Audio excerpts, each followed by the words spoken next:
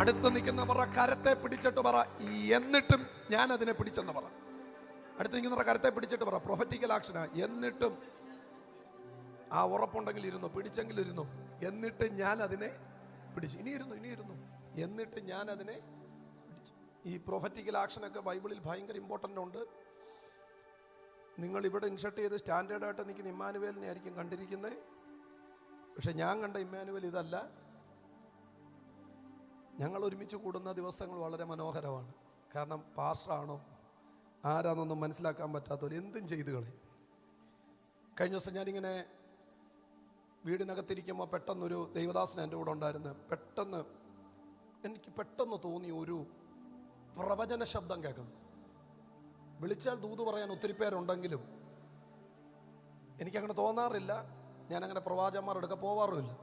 പക്ഷേ എനിക്ക് പെട്ടെന്ന് തോന്നി ഒരു ദൈവശബ്ദം കേൾക്കണം.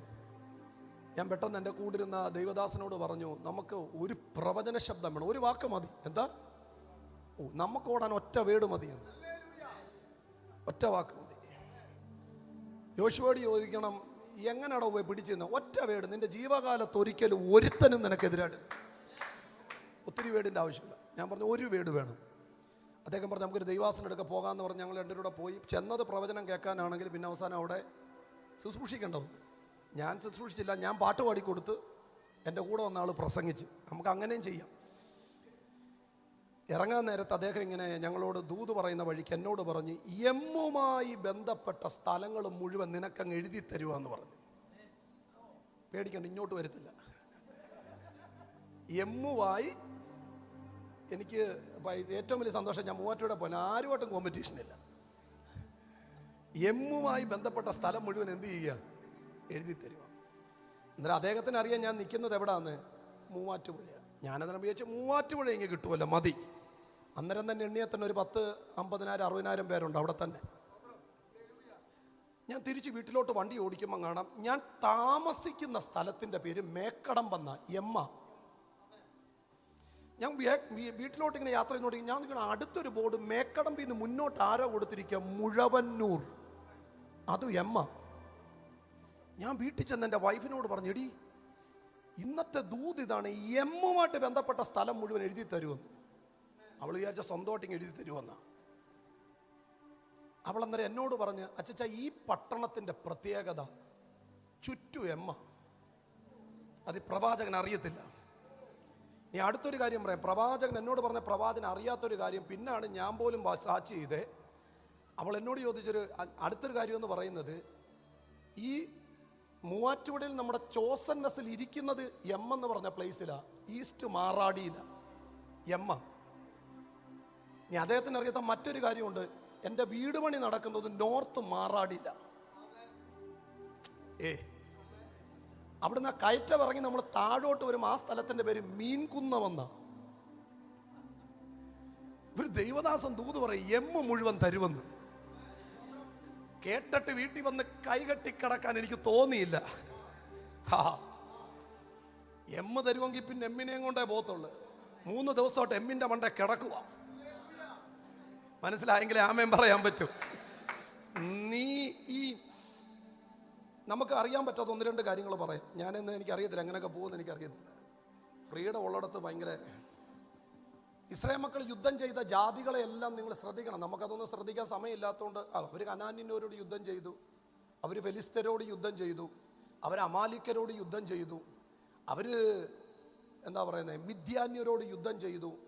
നമ്മൾക്ക് ഇങ്ങനെ അറിയൂ. പക്ഷെ അവർ യുദ്ധം ചെയ്തത് എന്തിനാന്ന് നിങ്ങൾ അറിയണം, ഒരു വാക്തത്വം പിടിക്കാനാണ്. എൻ്റെ കൂടെ ഉണ്ടെങ്കിൽ ആമേൻ പറ. അവർ ചുമ്മാതെ കയറി യുദ്ധം ചെയ്തതല്ല. തമ്പുരാൻ തീരെഴുതിയ അവകാശം അബ്രഹാമിന് കൊടുത്ത സ്ഥലത്ത് തമ്പുരാൻ ആധാരം എഴുതി അബ്രഹാമിന് കൊടുത്തിട്ട് പറഞ്ഞു, നീ കാല് വെച്ചത് മൊത്തം നിന്റെയാ. ആരെങ്കിലും ഉണ്ടെ ആമേൻ പറ. ആ പ്രോപ്പർട്ടിക്കകത്ത് അബ്രഹാമിന്റെ അനുവാദമില്ലാതെ കയറി സ്ഥിരവാസം അടിച്ച ജാതികളായിരുന്നു ഇവർ മുഴുവൻ. ഇതിനെ തിരിച്ചു പിടിക്കാൻ കയറുമ്പോഴാണ് യുദ്ധം നടക്കുന്നത്. ഞാനങ്ങനെ അത് വായിച്ച് ചെയ്തപ്പോഴും ഞാനിങ്ങനെ സഭയ്ക്കകത്ത് ഇങ്ങനെ പറഞ്ഞു തുടങ്ങി. ഞാനിപ്പോൾ സഭയ്ക്കകത്ത് ഈ ഇസ്രായേൽ മക്കൾ യുദ്ധം ചെയ്ത ജാതികളെ പറ്റി ഇങ്ങനെ പ്രീച്ച് ചെയ്തുകൊണ്ടിരിക്കുക. അതിനകത്ത് ചിലരെ നിങ്ങൾ വാച്ച് ചെയ്താൽ അറിയാം, ഈ മിദ്യാനർ എന്ന് പറയുന്ന ഒരു ഗ്രൂപ്പ് ഉണ്ടായിരുന്നു. ചിലർക്കുള്ള ദൂത് ഇതിനകത്തുണ്ട്, ശാന്തമായിട്ട് കേട്ട് പിടിച്ചോണ്ട് പോകണം. മിദ്യാനർ എന്ന് പറയുന്ന ഒരു ഗ്രൂപ്പ് ഉണ്ടായിരുന്നു. അവരുടെ പ്രത്യേകത, അവരൊരിക്കലും വിതയ്ക്കുമ്പം വരുത്തില്ല. ഉണ്ടെങ്കിൽ ആമേൻ പറ. വിതയ്ക്കുമ്പോൾ എന്ത് ചെയ്യത്തില്ല? ഞാറ് പൊങ്ങി നിറഞ്ഞാലും വരുത്തില്ല. കതിരിനകത്ത് നെൽമണി വന്നെന്നറിഞ്ഞാലും എന്ത് ചെയ്യത്തില്ല? വരുത്തില്ല. ഇവരെപ്പം വരുമെന്ന് ചോദിച്ചാൽ കൊയ്ത്തിന്റെ ടൈം ആകുമ്പോൾ ഇവൻ വരും. ആമേൻ പറ.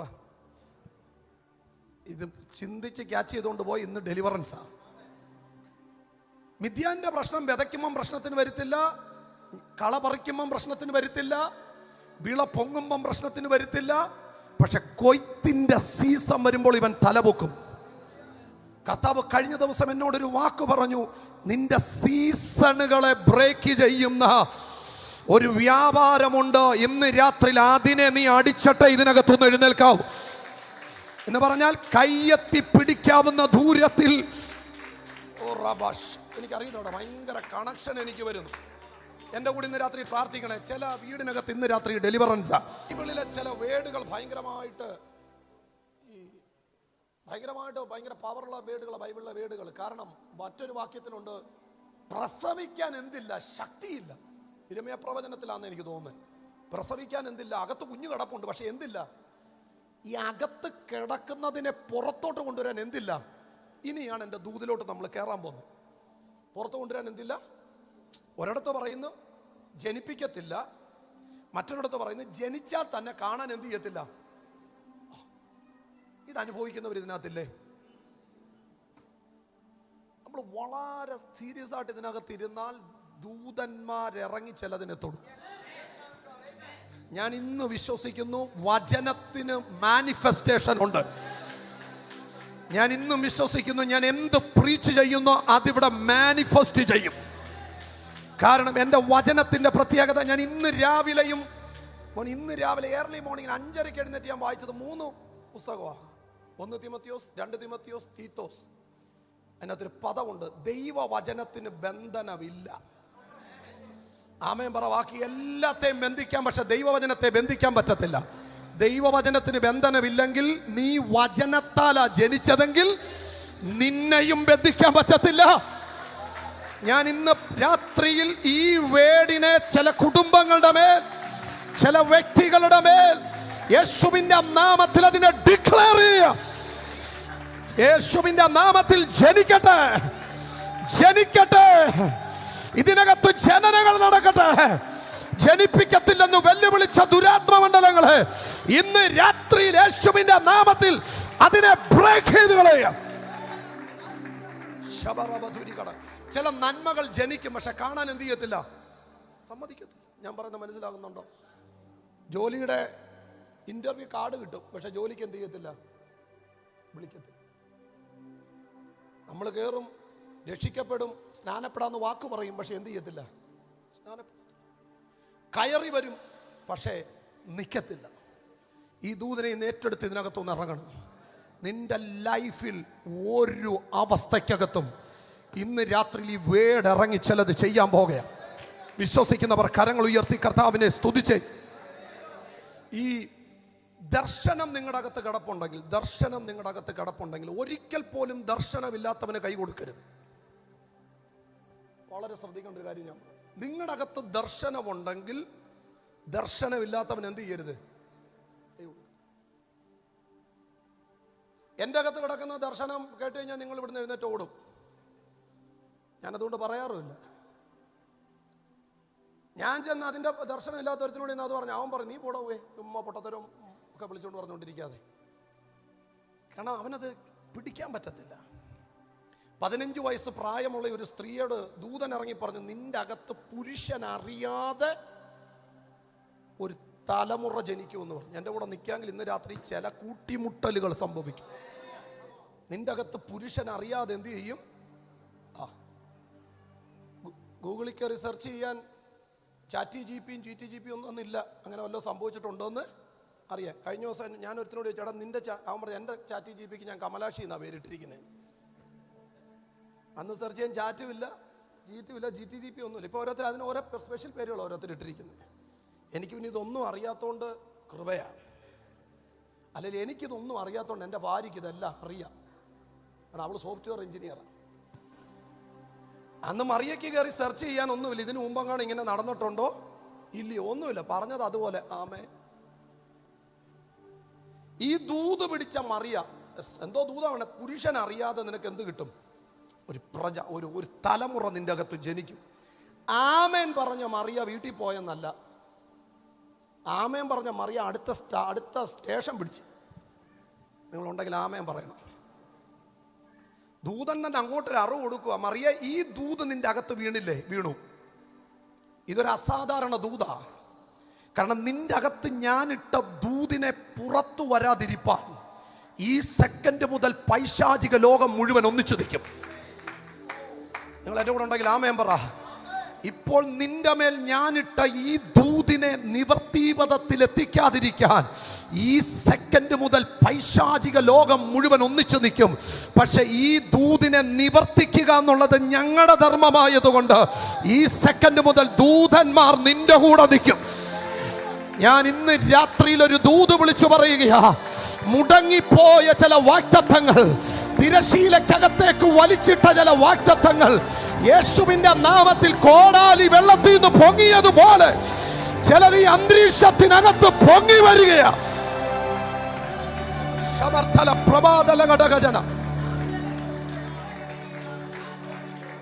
ഞാൻ ചില പദങ്ങളെ ഇങ്ങനെ സംസാരിച്ച് ഞാൻ ദൈവദൂതിലേക്ക് ഇറങ്ങി വരും. ഈ ദൂത് മറിയടകത്ത് വീണ സെക്കൻഡ് മുതൽ പൈശാചിക ലോകം ആക്റ്റീവാണ്. കാരണം നിങ്ങൾ ചിന്തിക്കരുത്, നിങ്ങളോട് ദൂത് പറയുമ്പം നിങ്ങൾ മാത്രമേ അറിഞ്ഞുള്ളെന്ന്. ദൂത് വലിയ ദൂതാണെങ്കിൽ ആ സെക്കൻഡ് മുതൽ പ്രശ്നക്കാരനുമുണ്ട്. മാനുവലെ കഴിഞ്ഞ ദിവസങ്ങളെല്ലാം ഞാൻ പ്രസംഗിച്ചു. കഴിഞ്ഞ ദിവസം അഹമ്മദാബാദിൽ പ്രസംഗിച്ചപ്പോൾ ഞാൻ അവരോട് പറഞ്ഞിരുന്നു, മൊത്തം യങ്സ്റ്റേഴ്സ് ആയിരുന്നു.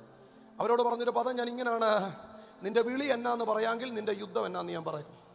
അല്ലെ തിരിച്ചിട്ടാൽ മതി, നിന്റെ യുദ്ധം എന്നാന്ന് എന്നോട് പറയാമെങ്കിൽ നിന്റെ വിളി എന്നാന്ന് ഞാൻ പറയാം. ആമേൻ പറ, ആമേൻ പറ. എല്ലാവർക്കും ഒരേ യുദ്ധമല്ല. എല്ലാവർക്കും ഒരേ യുദ്ധമല്ല. ഇവിടെ ഇരിക്കുന്ന ഇവർക്കുള്ള യുദ്ധമല്ല എൻ്റെ യുദ്ധം. എൻ്റെ യുദ്ധമല്ല നിങ്ങളുടെ യുദ്ധം. യുദ്ധം പലതരത്തിലാണ്. നിങ്ങളുടെ യുദ്ധം എന്നാന്ന് പറയാമെങ്കിൽ നിങ്ങളുടെ വിളി എന്നാന്ന് ഞാൻ പറയാം. ഇനി ഞാൻ പറഞ്ഞില്ലെങ്കിൽ ദാവീദ് നിങ്ങളോട് പറയും. ദാവീദിനോട് ചോദിക്കണം, ദാവീദിന്റെ യുദ്ധം എന്നാ? ദാവീദ് പറഞ്ഞു, ഞാൻ കാട്ടിൽ ചെന്നാൽ സിംഹമേ എനിക്കെതിരെ വരുത്തുള്ളൂ. ഞാൻ കാട്ടിൽ ചെന്നാൽ ആര് വരും? അതിൽ കുറഞ്ഞൊരു സ്റ്റാൻഡേർഡ് ആൾ എൻ്റെ മുമ്പിൽ വരാറില്ല. ആമേൻ പറ. ദാവീദെ, കാട്ടിൽ ചെന്ന സിംഹമാ യുദ്ധത്തിന് വരുന്നത്. നാട്ടിൽ വന്നാൽ നാട്ടിലും രാജൻ അതിൽ കുറഞ്ഞൊരു യുദ്ധമില്ല. നിങ്ങൾ എൻ്റെ കൂടെ ഉണ്ടെങ്കിൽ ആമേൻ പറ.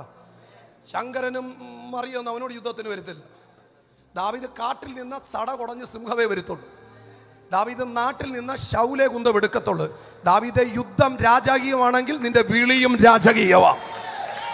മനസ്സിലാക്കാൻ പറ്റുന്നവരുണ്ടെങ്കിൽ ആമേൻ പറയണം. ഞാൻ ആരോടോ പറയുവാ, ഇതിനകത്ത് ചില സംഘർഷങ്ങളിൽ കൂടി പോകുന്നവർ, ചില യുദ്ധങ്ങളിൽ കൂടി പോകുന്നവരുണ്ട്.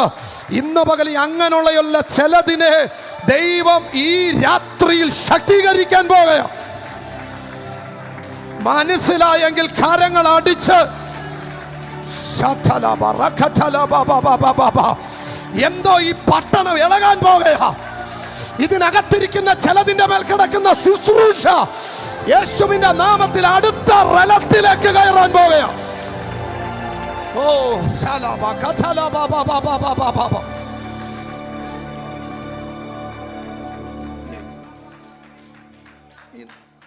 നമ്മളെ കുറിച്ചൊന്നും വാമരം പിടികിട്ടിയിട്ടില്ല.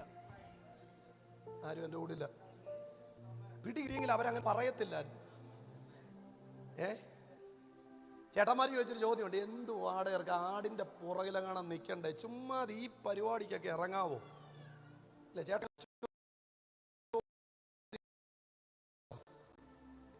ചേട്ടന്മാർക്കൊന്നും ഇഷ്ടപ്പെടത്തില്ല അനിയന്മാർ ഇറങ്ങുന്നത്. ഞാൻ ബൈബിളിലെ ചേട്ടന്മാരെ പറ്റി എഴുതി വെച്ചുകൊണ്ടിരിക്കും. പ്രസംഗിച്ചാൽ പിന്നെ എന്നെ അമ്മലോടെ കൊല്ലും. ബൈബിളിൽ ഒത്തിരി ചേട്ടന്മാരുണ്ട്. ജോസഫിന് കുറച്ച് ചേട്ടന്മാരുണ്ടായിരുന്നു. അവന്മാർ സ്വപ്നം നിവർത്തിക്കാൻ അനുവദിക്കത്തില്ല. പുതിയ നിയമത്തിലോട്ട് വന്ന ആ പാവം പിടിച്ച വീട്ടിലെ ഇളയറുണ്ട് ഒരുത്തൻ. അവൻ വീട്ടിൽ തിരിച്ചെത്തിയെന്ന് പറയുമ്പോൾ ചേട്ടൻ ചോദിക്കുന്ന ഒരു ചോദ്യമുണ്ട്, ഇടയിൽ പോയി വീണ്ടും കയറി വന്നോ? ബൈബിളിൽ ഒത്തിരി ചേട്ടന്മാരുണ്ട്. ദാവീദിന്റെ ചേട്ടന്മാരുടെ ചോദ്യം, എടാ ആടിനെ മേയ്ക്കാൻ വിളിച്ച് പറഞ്ഞു വിട്ട നീ എന്തിനാടാ ഇവിടെ വന്നേ? ചേട്ടന്മാർക്ക് അവനെ അറിയാൻ കഴിഞ്ഞില്ല. അവരറിഞ്ഞില്ലേ ഈ കാട്ടിൽ കിടന്നപ്പം ഈ ചേട്ടന്മാരെഴുതിയ സ്റ്റോറിക്കകത്ത് ഒരു തിരുത്തു വരുത്തിയിട്ട് തമ്പുരാൻ ഒരു സ്റ്റോറി അവിടെ എഴുതി. ഞാൻ ഇതിനകത്തിരിക്കുന്ന ചിലതിനെ നോക്കി ആത്മാവിൽ പ്രവചിച്ചു പറയുകയാ, ഈ സെക്കൻഡ് മുതൽ നിന്റെ ഇന്നലെ വരെയുള്ള സ്റ്റോറിയെ,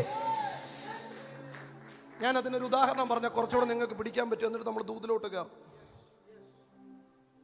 ഒരു ആപ്പിളിൽ എത്ര സീഡ് ഉണ്ടെന്ന് നിങ്ങൾക്ക് എണ്ണാൻ പറ്റത്തില്ലേ? പറ്റുമോ? ഇമ്മാനുവലിന് പറ്റുമോ? ഒരു ആപ്പിൾ മുറിച്ച് അതിനകത്ത് എത്ര സീഡ് ഉണ്ടെന്ന് എണ്ണാൻ പറ്റത്തില്ലേ? ഉറപ്പാണോ? ഷുവർ? 3 വട്ടം ചോദിച്ചാൽ ഞാനാണെങ്കിലും പറയിപ്പോ. എണ്ണാൻ പറ്റുമോ? ഒരു ആപ്പിൾ മുറിച്ചിട്ട് അതിനകത്ത് എത്ര സീഡ് ഉണ്ടെന്ന് എണ്ണാൻ പറ്റത്തില്ലേ? പറ്റുമല്ലോ? ഉറപ്പ്? ഒരു സീഡിൽ എത്ര ആപ്പിൾ ഉണ്ടെന്ന് എങ്ങനെ എണ്ണും? പറ്റുമോ? ഇതാ നീ. ഒരു ആപ്പിൾ മുറിച്ചാൽ എത്ര സീഡ് ഉണ്ടെന്ന് നിനക്ക് എണ്ണാം. പക്ഷെ ആ സീഡിനകത്ത് എത്രായിരം ആപ്പിൾ ഉണ്ടെന്ന് അതുണ്ടാക്കിയവനെ അറിയത്തുള്ളെന്ന്. അതുകൊണ്ട് ഞാനൊരു പദം ഇവിടെ ഡിക്ലെയർ ചെയ്യാൻ പോവാ. നിന്നെക്കുറിച്ചുള്ള സ്റ്റോറി നാട്ടുകാരുടെ കയ്യിലല്ല, നിന്റെ യഥാർത്ഥ സ്റ്റോറി ഇരിക്കുന്നത് ഉടയവന്റെ കയ്യിലാ. ഇന്ന് രാത്രി മുതൽ ചിലത് തിരിയട്ടെ. വിശ്വസിക്കുന്നുണ്ടെങ്കിൽ ആമേൻ പറയണം. ഇതിനകത്ത് യേശുവിൻ, എനിക്കറിയത്തില്ല ഇമ്മാനുവലേ, ഒരു തലമുറ ഇതിനകത്തു എഴുന്നേറ്റ് വരുന്നത് ഞാൻ ആത്മാവിൽ കാണുകയാണ്.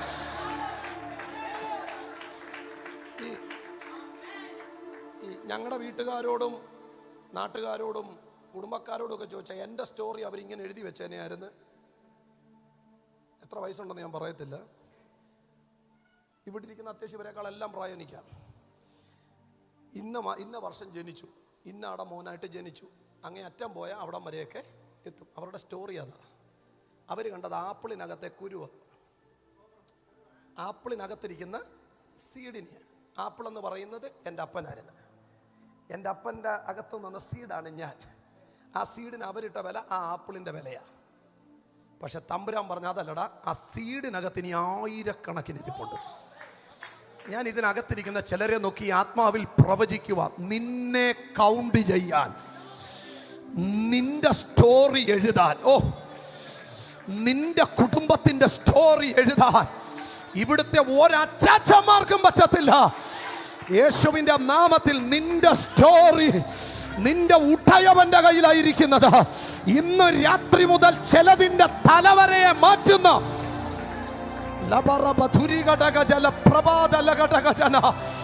അതറിയണമെങ്കിൽ മത്തായി സുവിശേഷം വായിച്ചാൽ മതി.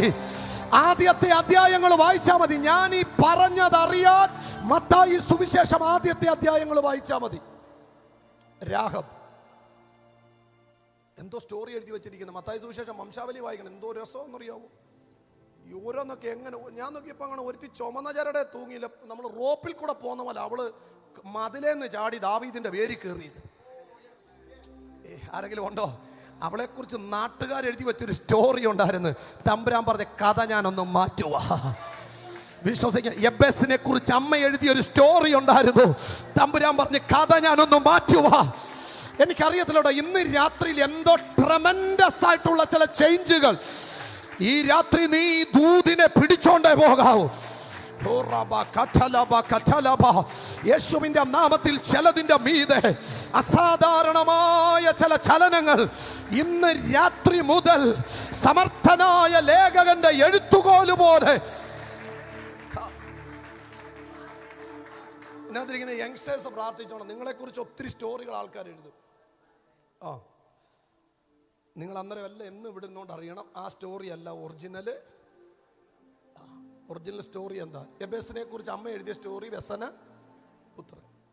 ദാവീദിനെ കുറിച്ച് എഴുതിയ സ്റ്റോറിയും പ്രശ്നമാണ്. എനിക്ക് അതിനേക്കാളും ഇഷ്ടം മരിക്കാൻ നേരത്ത് യാക്കോബിന്റെ ഹൃദയം കവർന്ന ഭാര്യ റാഹേൽ മരിക്കാൻ നേരത്ത് ഒരു കൊച്ചിന് ജന്മം കൊടുത്തു. പേര് പറ, ബെനോനി. എന്നാ? ബെനോനി. മരിക്കാൻ നേരത്ത് ഒരു വ്യക്തിക്ക് ഏറ്റവും കൂടുതൽ, ഒരു വ്യക്തിയുടെ വാക്കിന് ഏറ്റവും കൂടുതൽ വില വരുന്ന എപ്പോഴാ? പറ. ഇമ്മാനുവലെ, ഞാനിവിടെ തലകുത്തി എന്ന് പ്രസംഗിച്ചാൽ ഞാൻ മരിക്കാൻ നേരത്ത് 2 വാക്ക് പറഞ്ഞ അതിനാ വില അല്ലേ? എന്നിട്ട് ഈ സ്ത്രീ മരിക്കാൻ നേരത്ത് വേദനയോടെ പ്രസവിച്ച കുഞ്ഞിന് പേരിട്ട് എന്ത്? ബെനോനി. എൻ്റെ കൂടെ നിൽക്കണേ, ദൂത് പറയാൻ പോവും. എന്തായിട്ട്? ബെനോനി. അവൾ കണ്ണടച്ച് അവളെ സെൽസകലിൽ ഒരു കല്ലറയ്ക്കകത്തോട്ട് എടുത്തു വെച്ചിട്ട് ആ കല്ലറയുടെ ഫ്രണ്ടൊക്കെ അങ്ങോട്ട് മൂടിയിട്ട് യാക്കോബ് ഇങ്ങോട്ട് തിരിഞ്ഞിട്ട് ഈ കുഞ്ഞിൻ്റെ കരത്തിലോട്ട് ഒരു പിടുത്തം പിടിച്ചു. നിങ്ങൾ വായിച്ചാൽ കാണത്തില്ല, ആത്മാവിൽ കയറിയാലേ അത് കാണാൻ പറ്റും. അവൾ മരിക്കുന്നതിന് മുമ്പ് പറഞ്ഞു ഈ കിടക്കുന്നത് ബെനോനിയാന്ന് പറഞ്ഞു. അവളെ അങ്ങോട്ട് അടക്കിയിട്ട് കല്ലെടുത്തു അങ്ങോട്ട് ആ കല്ലറയുടെ ഡോർ അടച്ചിട്ട് ഇപ്പുറത്തോട്ട് മാറി അവൻ്റെ കയ്യിലോട്ട് യാക്കോബ് ഒരു പിടുത്തം പിടിച്ചിട്ട് പറഞ്ഞു, നീ ബെനോനി അല്ലടാ, നീ ബെന്യാമീനാടാ. ഞാൻ ഇതിനകത്ത് നിന്ന് ആരുടെയൊക്കെയോ കരത്തെ തമ്പുരാൻ പിടിക്കുന്ന ഒരു കാഴ്ച. പ്രാർത്ഥിക്കാൻ പറ്റുമെങ്കിൽ ഇതിനകത്ത് പ്രാർത്ഥിച്ചോ. ചില സ്റ്റോറി ചേഞ്ച് ആകാൻ പോവുകയാ. എനിക്കറിയത്തില്ല, അപ്പനിട്ട സ്റ്റോറി, അമ്മയിട്ട സ്റ്റോറി, കുടുംബക്കാരിട്ട സ്റ്റോറി ഇന്ന് രാത്രിയിൽ ചേഞ്ച് ആവാൻ പോകുകയാ. എന്റെ യേശു ചിലതിന്റെ കയ്യെ പിടിക്കാൻ പോകുക.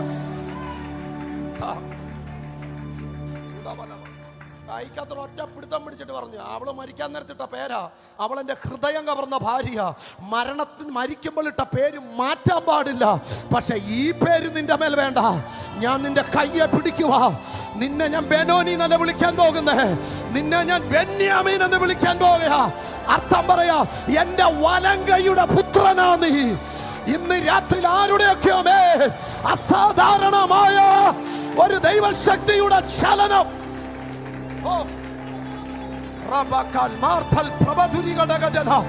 യേശുവിന്റെ അധികാരമുള്ള നാമത്തിൽ നീ നിന്നോട് തന്നെ പ്രവചിക്കുക.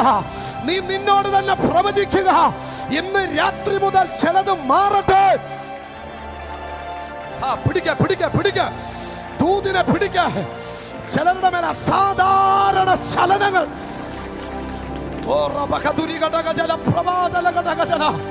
ചിലരുടെ മേൽ അസാധാരണമായ ചലനങ്ങൾ ചിലതിന്റെ മേൽ സംഭവിക്കണം.